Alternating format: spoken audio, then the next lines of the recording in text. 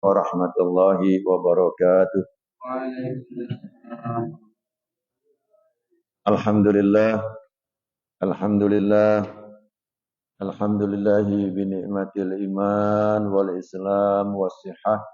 Asyhadu an la ilaha illallah wahdahu la syarikalah wa asyhadu anna Muhammadan abduhu wa rasuluh. Allahumma salli wa sallim wa barik ala sayyidina Muhammad wa ala alihi wa sahbihi ajma'in, amma ba'd. Alhamdulillah, kita panjatkan puji syukur kita kepada Allah Subhanahu wa taala. Pagi hari ini kita mendapatkan satu anugerah nikmat kasih sayang Allah yang luar biasa. Nikmat di mana kita masih diberikan cahaya, masih diberikan hidayah iman oleh Allah Subhanahu wa taala, dan kita bersyukur kepada Allah. Hari ini kita diberikan kesehatan jasmani dan juga kesehatan rohani. Sama-sama kita pasang niat, kita iktikaf di masjid, kemudian kita menuju masjid ini untuk mendekatkan diri kepada Allah, untuk mencari keridhaan Allah Subhanahu wa taala. Sebagaimana kita keluar rumah tadi, kita berjalan, kita membaca satu doa yang merupakan niat, yaitu kita bismillah tawakkaltu 'alallah la haula wala quwata illa billah. Jadi setiap kali kegiatan-kegiatan kita itu dibimbing dan diajarkan oleh Allah Subhanahu wa taala melalui junjungan kita Nabi besar Muhammad sallallahu alaihi wasallam. Allah Subhanahu wa taala memberikan satu kenikmatan-kenikmatan di dalam tubuh kita itu yang kita butuhkan, itu tidak ada henti-hentinya. Terus tidak ada hentinya, terus istiqomah. Nah, kita ada dua hidayah yang kita minta. Yang pertama adalah hidayah kita bisa beriman kepada Allah.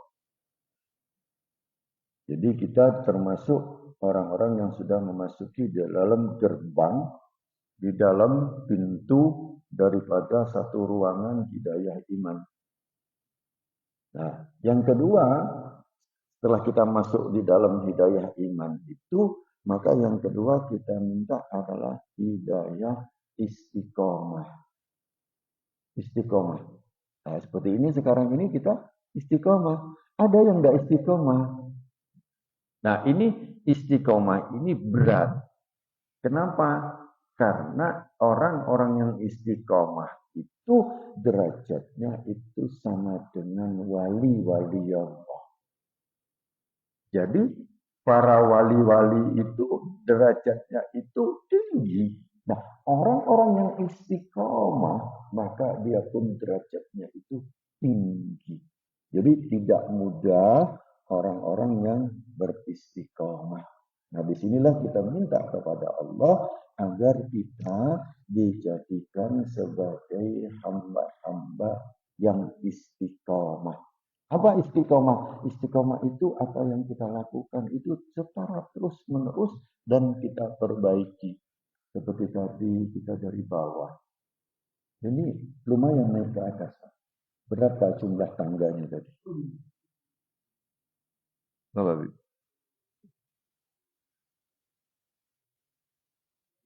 nah, tangga tadi kita naik terus satu tangga, satu tangga, satu tangga. Istiqomah. Kita naik terus. Ada orang yang baru hanya satu tangga dia sudah tidak kuat. Dua tangga enggak kuat. Saya kalau di rumah sakit itu kadang-kadang banyak sekali yang susah untuk naik tangga. Ada juga yang susah di rumah. Dia sehat kakinya, sehat badannya. Tetapi kenapa dia begitu berat untuk naik? Kenapa berat? Ada satu kekuatan yang dimiliki khusus oleh Allah diberikan kepada kita. Diberikan kepada kita. Kadang-kadang Pak, malam. Saya kebetulan, ini udara hari ini agak agak lumayan, nggak terlalu angin ya. Tapi kemarin angin, Pak. Kencang angin luar biasa. Nah, kalau yang pernah ke rumah, saya, itu di rumah itu rindang, Pak. Jadi pohon-pohon di depan itu ada pohon mangga. Kalau beliau pernah masuk ke ruangan saya yang belakang sini, di atas itu ada pohon rambutan. Nah, di depan itu semua pohon-pohon, Pak. Nikmat banget. Tapi di saat saya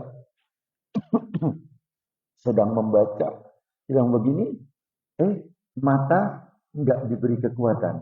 Lemes, kemudian mengantuk, tutup, tidur. Terus kemudian yang kedua, leher ini besar, kuat, ada tulang-tulangnya. Tetapi kalau sudah ngantuk, gimana kira-kira leher, Pak? Orang-orang yang tidak diberi keistiqomahan, ya, itu dari rumah dia berat, baru melek gitu, oh berat banget ya. Padahal yang muazzin tadi ngomong as-salatu khairum minan naum. Salat lebih baik daripada tidur. Saya itu mencari tahu apa sih hikmahnya daripada salat lebih baik daripada tidur. Coba kita lihat, benar nggak?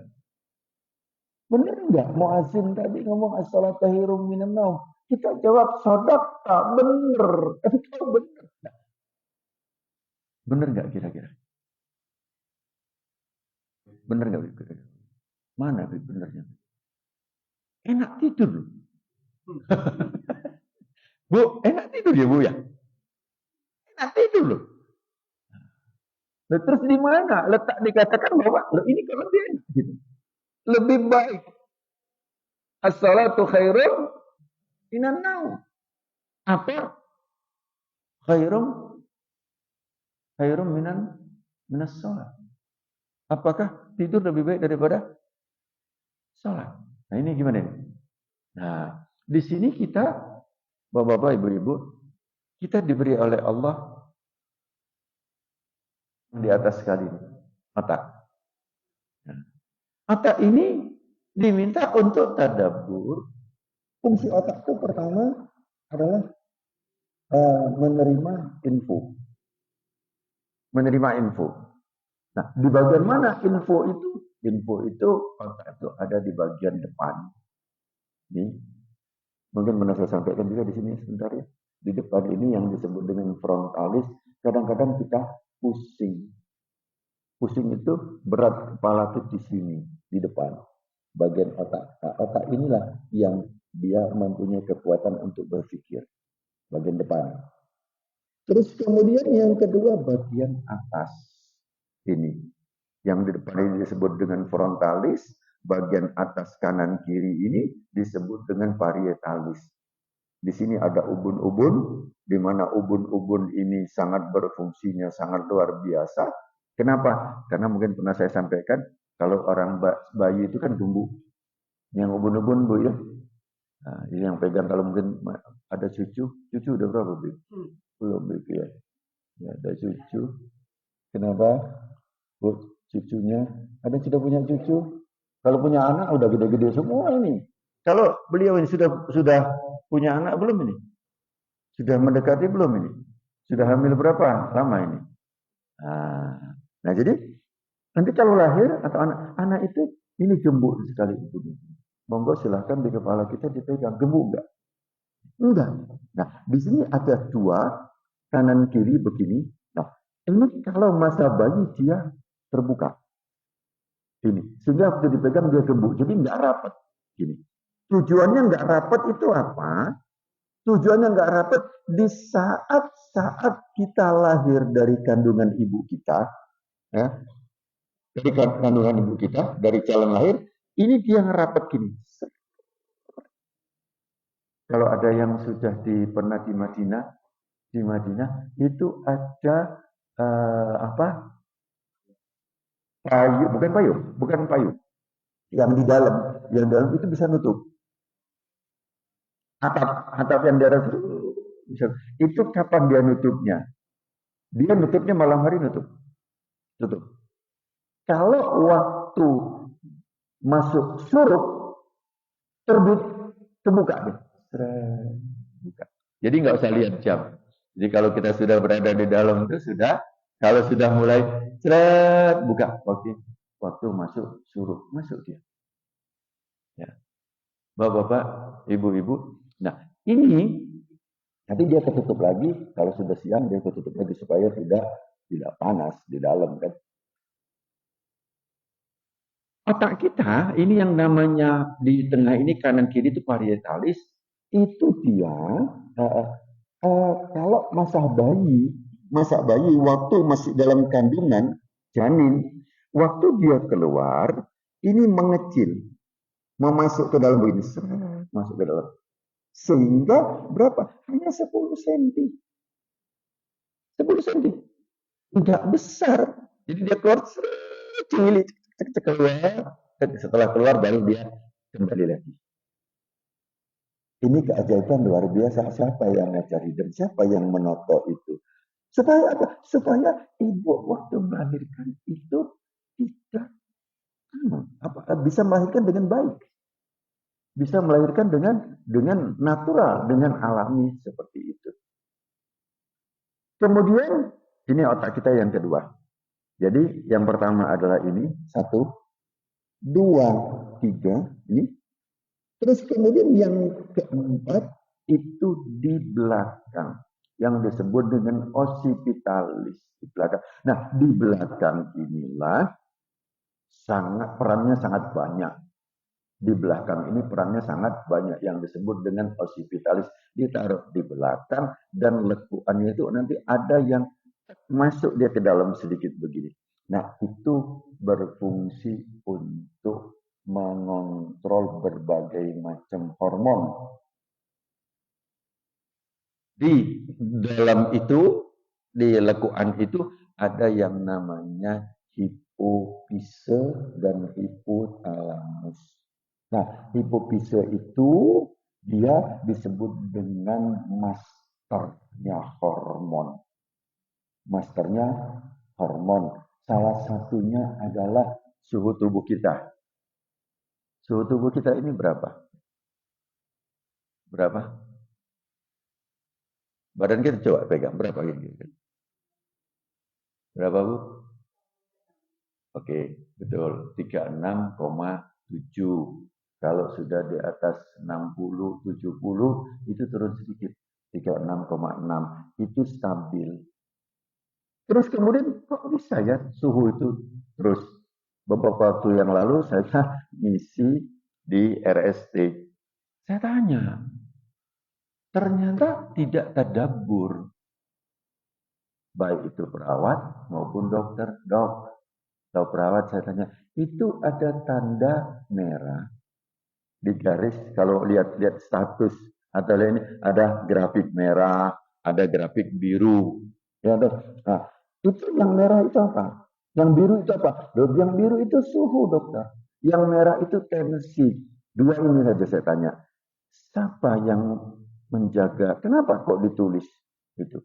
36,7 besok nanti siang 36, ini untuk tensi untuk ininya dites melalui mulut dengan termometer atau melalui ketiak atau melalui anus.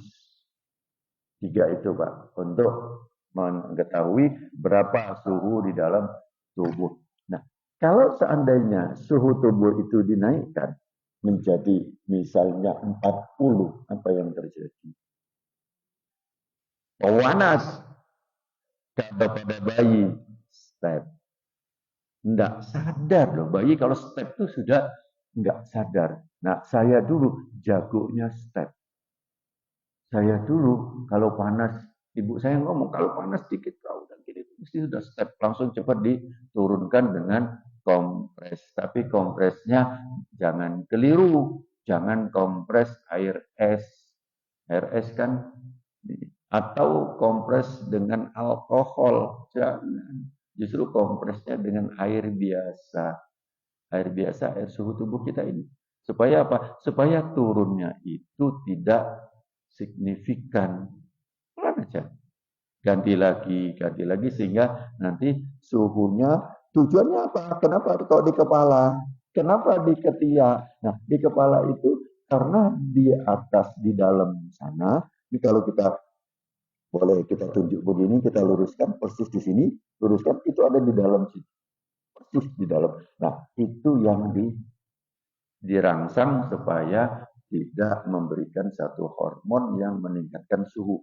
Jadi yang menentukan suhu itu naik turunnya adalah hormon yang ada di lekukan itu sedikit sekali, Pak, kecil banget apa organ itu. Kalau organ ini dilepas oleh Allah, tidak dipelihara oleh Allah, tidak mendapatkan siraman kasih sayang Allah secara kontinu istiqomah terus menerus, apa yang terjadi? Maka kita kemungkinan dua. Bisa apa? Bisa suhunya naik, terus naik misalnya jadi 60 gimana kira-kira? Kalau itu panasnya naik ke 60, bola mata kita pecah. Bola mata pecah. Kalau dinaikkan lagi, pembuluh darah kita akan pecah. Akan pecah. Nah, kemudian pembuluh darah akan melebar. Contoh sekarang kalau adanya orang yang panas, apa yang lihat wajahnya? Merah. Kenapa merah? Karena pembuluh darahnya melebar, vasodilatasi, melebar semua. Bahkan di dalam usus pun akan terjadi panasnya luar biasa.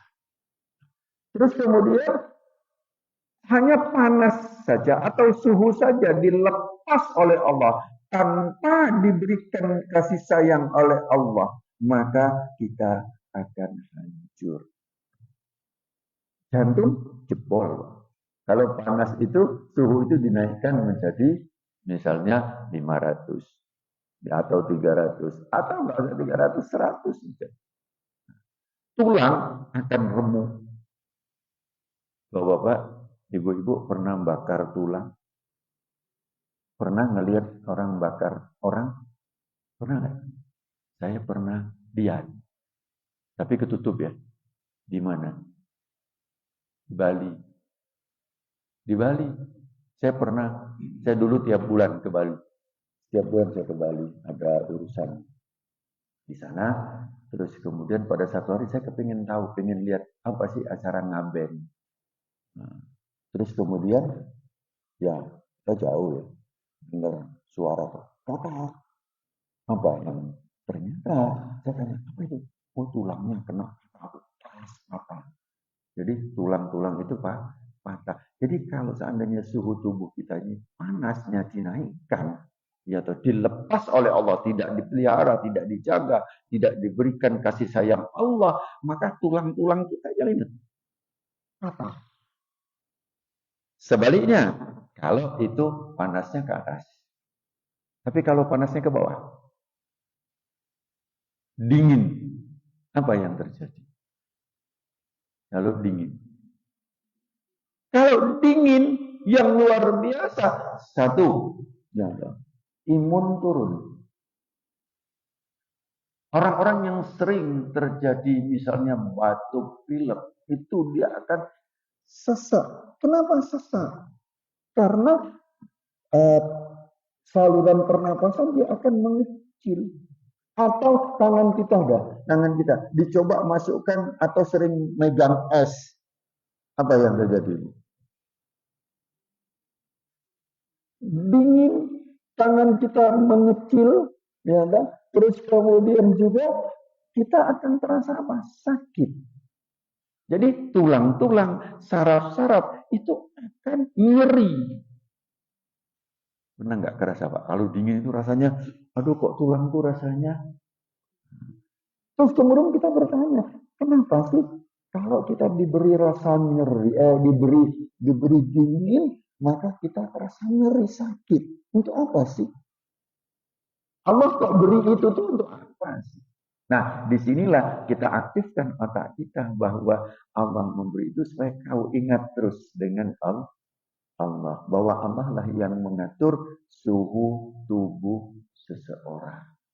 Jadi bukan kita, bukan obat misalnya panas kemudian kita makan paracetamol ya, atau ini bukan. Tetapi Allah lah yang mengatur. Tadi waktu mau sholat, ada yang kepanasan. Ya, nah, itu biar nggak keluar anunya ditutup aja. Nah, dirapatkan dikit. Nah, tadi ada yang kepanasan, saya lihat gitu. Langsung ngambil remote, oh mau dihidupkan. Panas bibirnya tadi bibirnya. Sekarang kok malah gini, dingin bibirnya. Ya, jadi suhu tubuh itu Allah yang atur. Nah, disinilah kita yang dikatakan berzikir, zikir itu bisa bil lisan. Zikir itu juga bisa dengan telinga. Zikir itu dengan hidung. Zikir itu dengan mata. Zikir itu dengan kulit.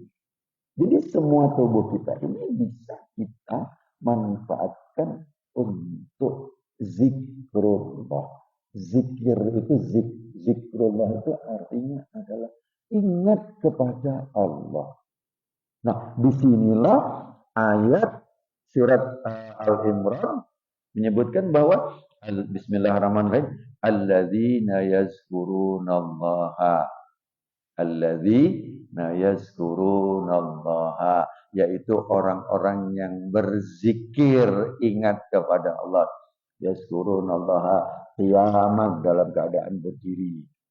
Apapun, kalau dia aktifkan kekuatan-kekuatan yang ada ini, kekuatan mata, kekuatan telinga, pokoknya perangkat-perangkat yang ada nih, kekuatan hidung, kekuatan mulut, baik itu lidah, gusi, macam-macam, kekuatan kulit, kekuatan tangan, kekuatan kaki, semua itu bisa kita arahkan untuk alladzina yazkurunallaha qiyaman, dalam keadaan berdiri, qu'udan, dalam keadaan duduk, wa ala junubihim, dalam keadaan berbaring. Jadi yang dikatakan zikrullah itu bukan hanya sekedar kita subhanallah, subhanallah bilisan saja, tetapi hampir seluruh tubuh kita ini bisa kita aktifkan untuk berzikir, untuk ingat kepada Allah. Alladzina yazkurunallaha qiyaman wa qu'udan wa 'ala wa yatafakkaruna, dan dia berpikir, memikirkan. Nah, ini yang kedua. Ini lebih tinggi sedikit. Lebih tinggi sedikit. Kalau yang pertama tadi adalah yang luar, maka kita naikkan zikir yang kedua, yaitu zikir menggunakan otak, menggunakan akal. Artinya apa? Ditadabbur. Artinya difahami. Artinya tuh diperhatikan, diteliti apa yang kita zikrullah tadi. Bapak-bapak, ibu-ibu, bisa ngikutin nggak? Saya ikut ya. Nah, seperti tadi, kita megang tangan kita. Kok dingin ya? Nah, kalau ini kita tahu dingin tadi, berarti kita harus sudah mulai tadabbur. Kita masukkan informasi itu ke otak kita. Jadi pas panas, yang terasa panas apa? Kulit. Kulit sebagai reseptor, yang sebagai tombak-tombak daripada saraf-saraf dingin. Saya pernah dulu Pak ngetes. Jadi di sini lingkar, ya toh, 2,5 inci, 2,5 senti, 2,4 di sini, 1 inci di lingkari saat sini, di sini, di sini. Nah, terus kemudian itu kita beri rangsangan. Saya waktu itu kalau nggak salah tingkat 2, tingkat 1, tingkat 2 di dalam ilmu faal. Itu kita menggunakan berbagai macam perangsang untuk mengaktifkan ini. Ini yang di sini kita rasakan apa? Oh, dingin. Yang bergeser sedikit, oh terasa hangat. Jadi misalnya jarum ya Pak, jarum itu yang tumpul, jangan yang tajam. Kalau yang tajam, reaksinya beda. Reaksinya beda. Jadi yang tumpul ke sini, kemudian kita rendam pakai air hangat ya. Terus kemudian kita letakkan sini. Enggak panas. Kenapa? Karena titiknya tidak ketemu dengan yang sensorik panas. Enggak panas.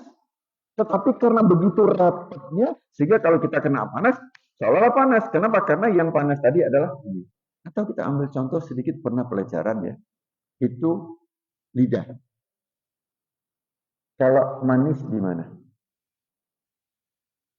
Nah, ini lidah. Di depan manis. Di belakang pahit. Sudah nyoba belum? Sudah nyoba. Kenapa orang minum obat itu diuntal? Kan ada yang pahit ya. Orang-orang diuntal. Supaya apa? Supaya lewat daripada melewati yang sensorik atau tempat yang ini tadi, yang terasa ini tadi. Lewat. Dilewatkan. Karena pahitnya tidak terlalu pahit, jadi pleng, langsung masuk. Lewat dia. Terus kemudian depan, manis. Bukan manis total loh. Artinya di depan juga ada pahit. Cuma sedikit. Ujung-ujung saraf yang pahit itu sedikit. Kalau yang pahitnya lebih banyak di belakang. Kemudian sebelah kiri, sebelah kanan apa? Asin sama asam. Kalau gurih di mana? Nah, nanti kita makan misalnya gurih di mana? Gurih itu posisinya berada di tengah. Jadi asin, asam, terus kemudian dia posisi di tengah itu gurih. Jadi kalau makan yang gurih jangan langsung ditelan. Letakkan di tengah maka kita akan mendapatkan gurih. Kalau kepingin pedas letakkan di depan. Ya, pedas itu lebih banyak di depan atau manis di depan. Kalau tidak mau panas, kan panas kadang-kadang kita minum kopi. Supaya nggak panas gimana minum kopi? Lidahnya dilipat. Jadi waktu minum kopi, gini, lidah lipat sedikit. Maka panas itu tidak berada di bagian atas, dia di bagian bawah. Panasnya turun. Jadi kalau mau lomba minum kopi panas, itu lidahnya dilipat. Nah, ini enaknya punya ilmu, Pak. Jadi ini dites, Pak. Satu demi satu, panas, dingin, rasa sakit, nyeri. Kita dikasih rasa gatal. Kenapa kok ada gatal, rasa sakit, rasa panas, rasa dingin? Itu semua di sini itu sensoriknya luar biasa. Di sini. Allah berikan itu kenapa? Diberi sakit, diberi panas, diberi dingin, ya, diberi gatal, macam-macam itu sebenarnya adalah untuk kita ingat kepada Allah. Karena Allah sampaikan dalam Al-Quran itu Allah sampaikan. Bismillahirrahmanirrahim. Ayat sebelumnya. Inna fi khalqis samawati wal ardi. Sesungguhnya. Inna fi di dalam. Jadi seluruh. Jadi ini ruangan. Ruang. Dalam bentuk dimensi ruang. Ya, samawati wal ard. Jadi samawat. Jadi langit. Semuanya. Wal ard dan bumi. Ya. Itu apa? Untuk apa? Terus kemudian dilanjutkan waqtilafil lail wan nahar, pergantian antara malam dan siang. Nah, kenapa malam dan siang ini hanya kalau kita dimensi cara berpikir kita paling gelap terang. Tetapi mari kita lihat banyak sekali perubahan yang terjadi antara malam dan siang itu banyak sekali. Mulai dari panas, mulai dari ini. Monggo kita boleh aktifkan otak kita bertafakur. Beliau ke rumah saya, ini pernah ke rumah saya itu dua lantai. Lantai di atas itu saya ngelihat gunung, Pak. Melihat ke arah timur. Saya lihat. Luar biasa, Pak. Maghrib, kadang-kadang saya masih tahrim atau baca Al-Quran dari masjid Fatahillah atau masjid Nurul Qalbi, saya duduk di atas. Ada kursi saya tuh di atas, coba saya duduk. Mencoba untuk melihat, mengamati mulai dari perubahan warna. Perubahan warna, Pak. Nah, di situ tujuannya untuk apa? Oh, ini katanya disebutkan dulu, zaman dulu nggak punya jam. Kapan gelapnya? Kapan ini? Itu saya mengikuti, Pak. Oh, ini sampai ya, dan nah, di situ nanti kita mengaktifkan otak kita. Saya cari, Pak. Jadi pergantian antara malam dan siang. Untuk apa sih? Allah buat malam, siang. Allah buat langit, Allah buat bumi, dan isi seluruhnya. Buat apa sih? Ini kuncinya la ayati. Merupakan tanda-tanda semua, Pak. Tanda-tanda kebesaran ciptaan Allah. Semua. Nah, tanda-tanda kebesaran ciptaan Allah itu untuk apa? Nah, di sini masuk kepada tatanan kedua. Jadi, otak kita, satu, dia berfungsi, tadi saya sebutkan dulu, saya ulangi lagi sedikit biar cakep. Depan, frontalis, atas, parietalis, kanan kiri, kemudian di belakang occipitalis. Ini yang di kuping sini, di sini, dia juga punya kekuatan banyak sekali. Salah satunya kita bisa jalan, bisa seimbang, itu yang bisa dinamakan temporalis. Yang sini, Pak. Nah, terus kemudian fungsi otak tadi pertama dia menampung, menerima informasi. Informasi dari mata, telinga, hidung, kulit, macam-macam. Kemudian, nah, otak berfungsi yang kedua adalah analisa. Jadi otak memberikan kekuatan analisa.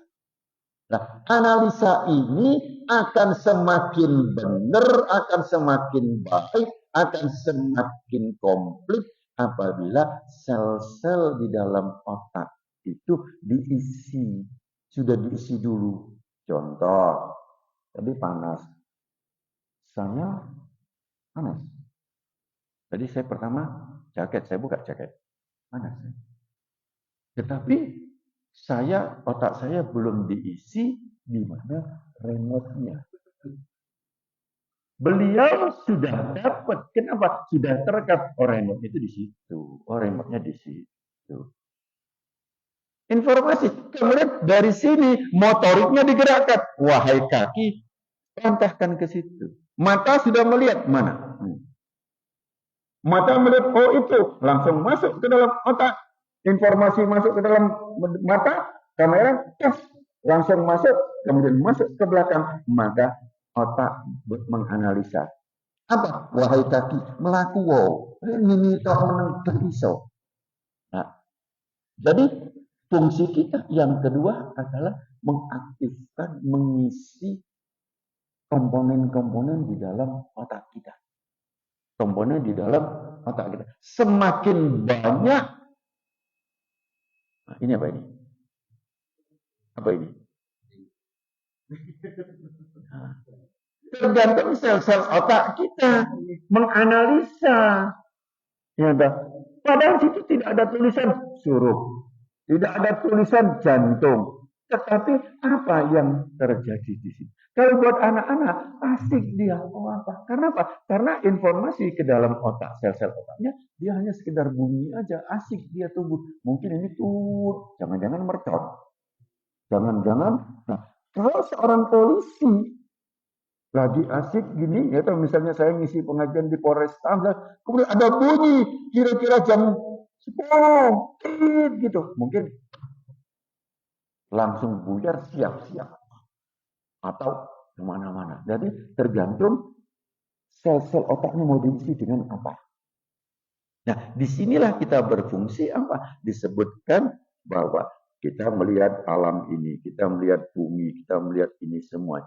Maka itu di ujung ayat itu lah ayat liulil albab, bagi orang-orang yang berakal. Dia berpikir. Kemarin, tapi saya belum hafal, belum saya ini. Kemarin saya dapat ilmu bagus banget, saya simpan di HP saya. Dia menghitung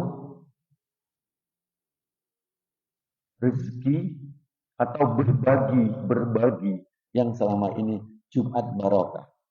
Berbagi kan?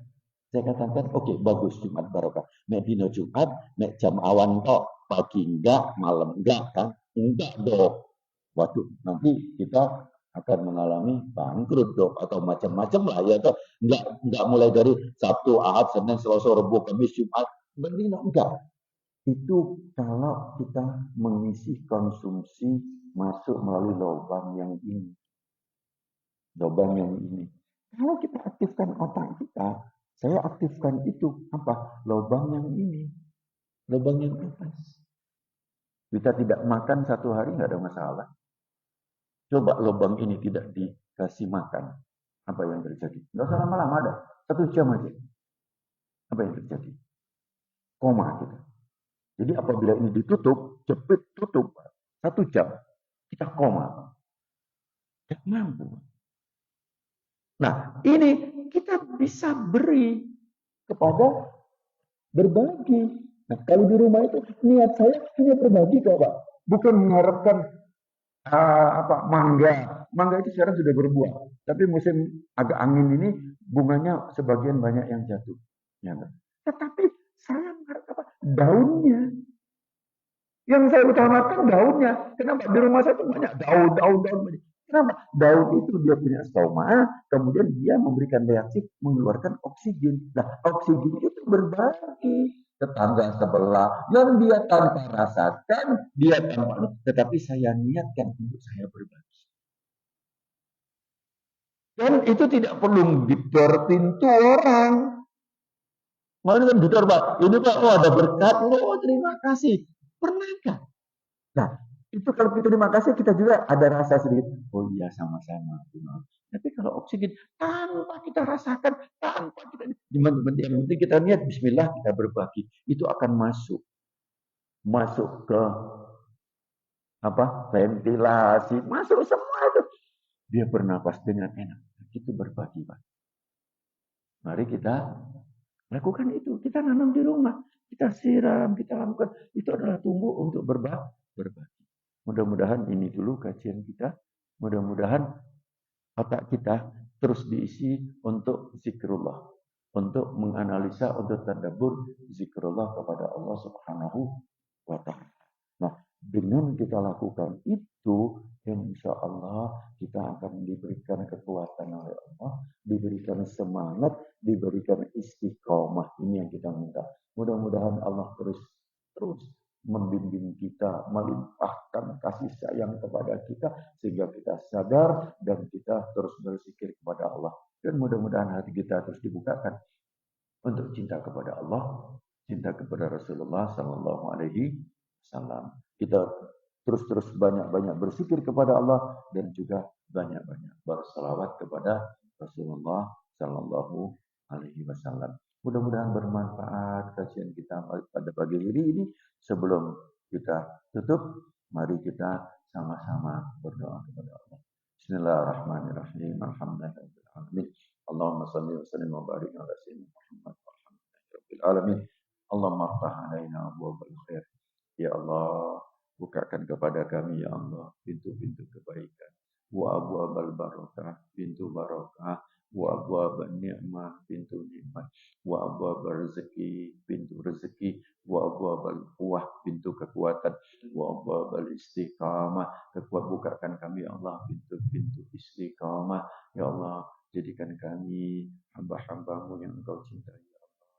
Hamba-hamba yang merasakan nikmat-nikmat sehingga kami menjadi hamba-hambamu yang bersyukur kepadamu ya Allah.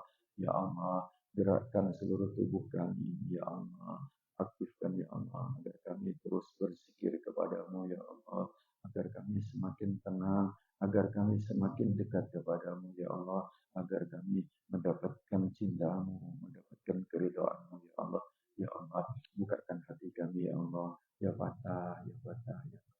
Bukakan hati kami ya Allah dan sirami hati kami dengan cahaya kasih sayang, cahaya keselamatan ya Allah. Ya Allah, kami senantiasa banyak berbuat salah dan dosa ya Allah. Ampuni segala kesalahan kami, ya Allah. Ampuni dosa-dosa kami, ya Allah. Ampuni dosa ayah kami, dosa ibu kami, kesalahan ayah dan ibu kami, ya Allah. Ya Allah, selamatkan ayah kami, selamatkan ibu kami, ya Allah. Jadikan ibu dan ayah kami di tempat yang Engkau berikan kenikmatan, ya Allah. Ya Allah, bukakan hati kami agar cinta kepada Rasulullah. Jadikan kami cinta kepada Rasulullah. Beri kami syafaat Rasulullah. Ya Allah, gerakkan bibir kami, gerakkan tubuh kami ini, ya Allah, untuk senantiasa berselawat kepada Rasulullah Sallallahu Alaihi Wasallam. Ya Allah, Ya Rahman Ya Rahim, limpahkan kasih sayang kepada kami, ya Allah. Irhamna ya Allah, irhamna ya Allah, irhamna ya Allah. Ya Allah, bimbing kami, tolong kami, agar kami mendapatkan jalan yang Engkau ridhoi, ya Allah.